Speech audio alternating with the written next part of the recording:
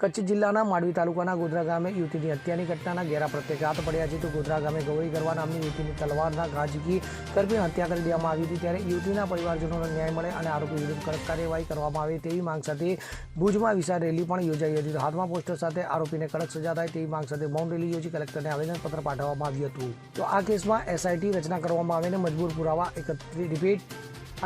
પુરાવા એકત્રિત કરવામાં આવે તેવી માંગ કરવામાં આવી હતી. તો આ કેસ ફાસ્ટ ટ્રેક કોર્ટમાં ચલાવવામાં આવે સાથે સિનિયર વકીલને સ્પેશિયલ પબ્લિક પ્રોસિક્યુટર તરીકે નિમણૂક કરવામાં આવે તેવી માંગ સાથે કલેક્ટરને આવેદનપત્ર પાઠવવામાં આવ્યું હતું. તો ભુજ ખાતે આયોજિત રેલીમાં સાંસદ વિનોદ ચાવડા તેમજ ગાંધીધામના ધારાસભ્ય માલતીબેન મહેશ્વરી પણ જોડાયા હતા. તો ગૌરી હત્યા કેસમાં આરોપી વિરુદ્ધમાં કડક કાર્યવાહી કરવામાં આવે તેવી માંગ કરવામાં આવી હતી. તો ભુજ ખાતે આયોજિત મૌન રેલીમાં તમામ સમાજના લોકો જોડાયા હતા. તો મૃતક ગૌરીને ન્યાય મળે તેમજ આરોપીને ફાંસીની સજા થાય તેવી માંગ કરવામાં આવી હતી.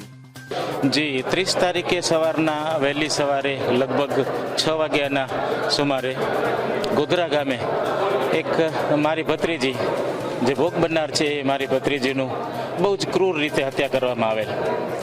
એ હત્યાની આખી માહિતી તો અત્યાર સુધી આપની પાસે છે, છતાં પણ કહું કે એ દીકરી અમારી પીએચસી નાની તુંબડીમાં નોકરી કરતી હતી.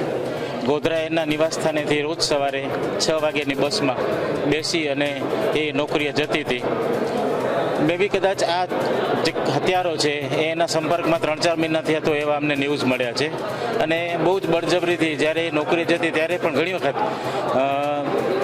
છરીના દબાણથી પોતાની મોટરસાઇકલ પર બેસાડતો અને આ રીતે એને બહુ જ માનસિક અને આવી રીતે ટોર્ચરિંગ કરતો હતો. તે દિવસે આજે બનાવ બન્યો એટલે એ દીકરી તો અમારી ગભરું હતી. એના પિતા અવસાન પામ્યા છે, એને 8 વર્ષ થઈ ગયા છે. એની માતા છે એ પણ એકલા જ છે અને 2 ભાઈઓનો પરિવાર છે. એટલે એણે કદાચ વિચાર્યું હશે કે હું ભાઈઓને કે પરિવારમાં કહીશ તો કદાચ મારું સાચું નહીં માને અથવા તો મારી નોકરી મુકાવી દેશે અને મારી નોકરી ઉપર કુટુંબનું ધરણ પોષણ છે. આ બધા કારણસર એ બિચારી દીકરી બોલી ન શકી. એનો આ લાભ લઈ અને આ હત્યારાએ તે દિવસે આને અંજામ આપ્યો છે. એટલે મારું પરિવાર વતીથી સરકારશ્રી સુધી ખાસ આ નિવેદન છે અને આ માગણી છે કે આ હત્યારાને ફાંસીની સજા સુધી લઈ જવો પડે.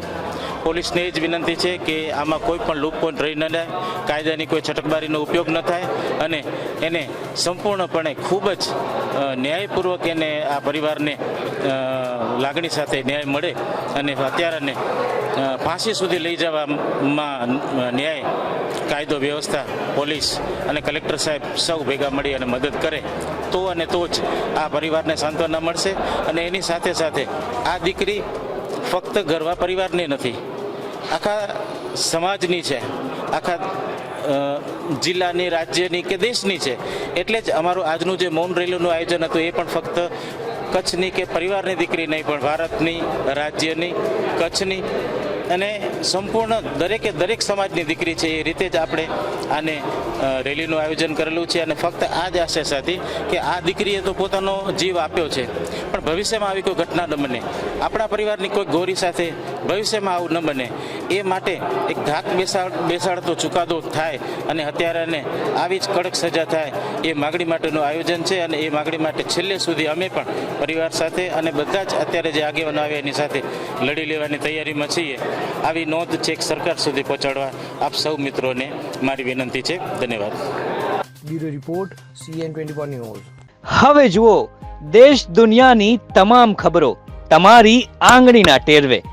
ઉઠાવો મોબાઈલ અને Google Play Store પરથી ડાઉનલોડ કરો અમારી CN24 ન્યૂઝ મોબાઈલ એપ.